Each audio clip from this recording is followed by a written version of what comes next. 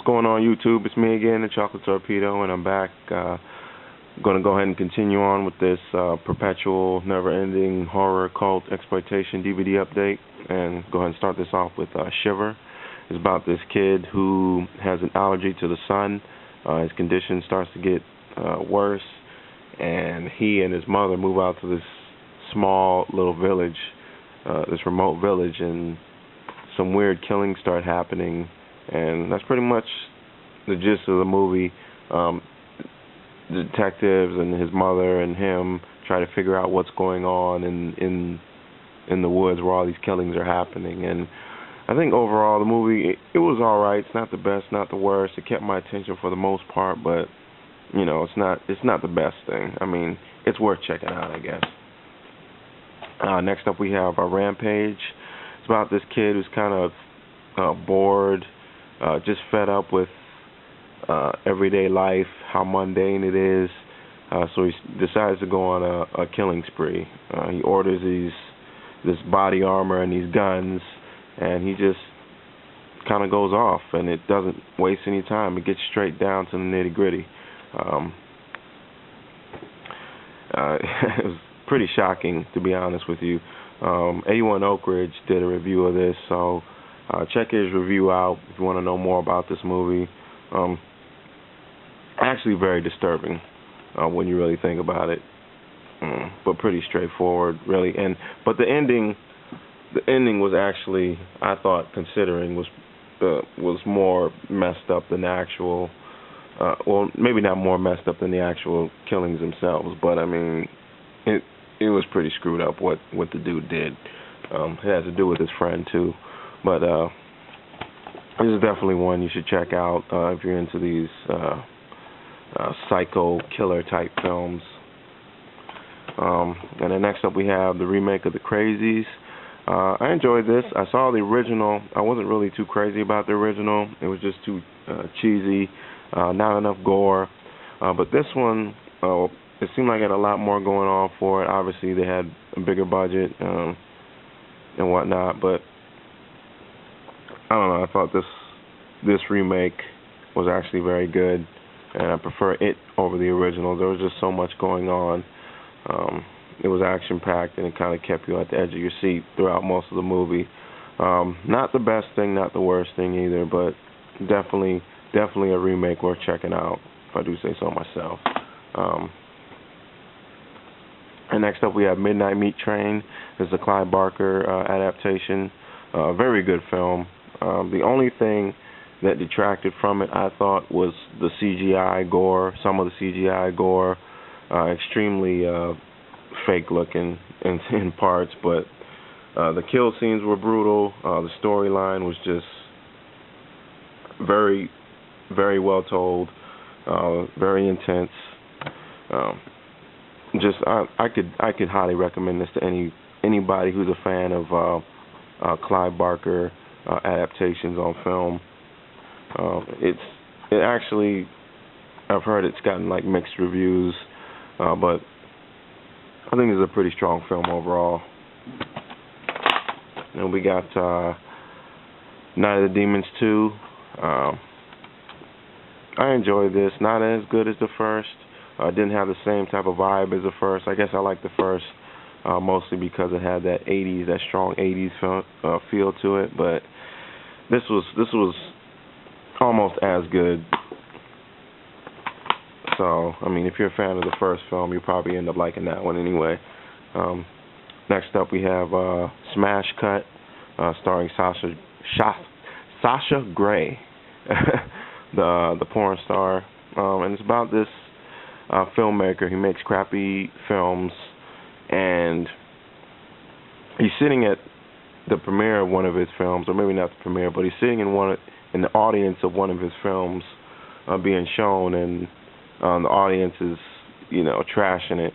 And he's trying to, after the film, he's trying to figure out how he can make his films better. So he goes to the strip club, he goes home, he ends up going home with one of his stripper friends, gets into an accident, she gets killed, and he gets the bright idea of using dead people's body parts in his films instead of props. and that's pretty much the movie. He gets kind of obsessed with doing that, and he starts killing people to use their body parts for props in the movie. It sounds better than it actually is, but I mean, I guess it's worth checking out once. But I was actually pretty disappointed with that, unfortunately. Next up, we have Combat Shock. It's about this dude that came back from Vietnam, I believe, and he's just out of his mind, and he's I don't know. This is just a movie that needs to be seen to be believed. It's very depressing, very downbeat, and the cover pretty much says it all.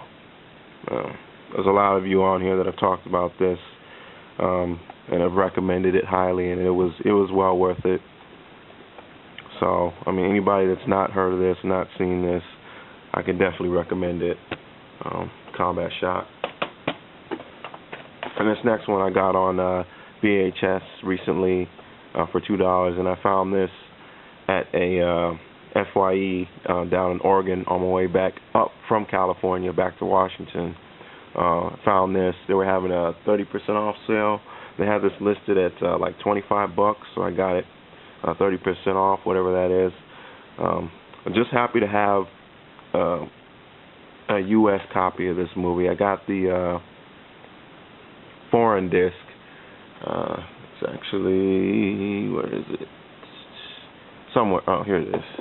It's the one I showed before. The picture quality on this one is horrendous. It's like I swear this is a bootleg, but the picture quality on this one is much better. Very pleased with it. The movie itself, I love. It's just so wrong in a lot of different ways. Just once again, it's a play on Hansel and Gretel, just updated and more twisted and fucked. But if you can find a copy of this, I highly recommend it. If you're into just deranged movies altogether. And this is Run Bitch Run, kind of a newer exploitation type film. It's kind of a nod to older grindhouse type movies. And I was a little bit disappointed. I don't know, maybe it wasn't trashy enough. Maybe there wasn't enough gore. Maybe the acting was stale. I don't know. I know it was supposed to be intentional as far as the acting and whatnot, but I don't know.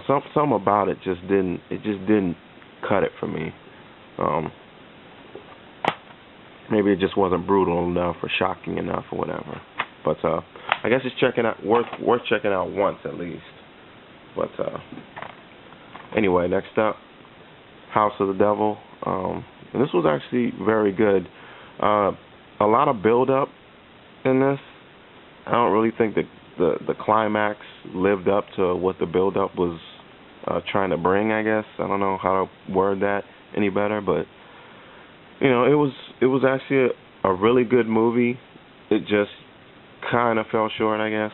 It's about this woman. She's trying to buy this new house. She's in school, or she's trying to rent a house or whatever.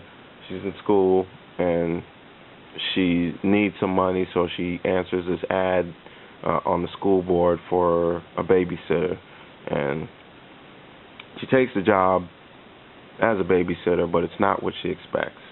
There's actually no baby involved, as she finds out, and the story just gets weirder from there. I could recommend this for people that are fans of like satanic type themed movies. But yeah, it's a really good movie, except the climax, in my opinion, just doesn't, you know, it kind of falls short. But very good movie overall. And this is Tony. It's another one of those types of serial killer movies in the same vein of Henry, A Portrait of a Serial Killer, but it's nowhere near as good. Still very disturbing and shocking. This guy's basically a recluse, doesn't have any friends, very awkward, extremely socially awkward, and very quiet, and he just goes around slaughtering people. The funny thing about this is he's always mentioning his little VHS collection. Um, I just thought that was funny, seeing as how there's so many people on here, including myself, that collect VHS. So I thought that was pretty funny. I got a kick out of that. But this is recommended for people that like films like Henry Portrait of a Serial Killer, obviously. But don't expect something on that level. But still a very good film. Kind of understated in a way, but very good. Unfortunately, I'm kind of running out of time now, so I'm going to end it there. And, of course, stay tuned for the next part if you want. And that's it. Peace. Surprised? You do not see anything on the table? Well, wait until I get the box.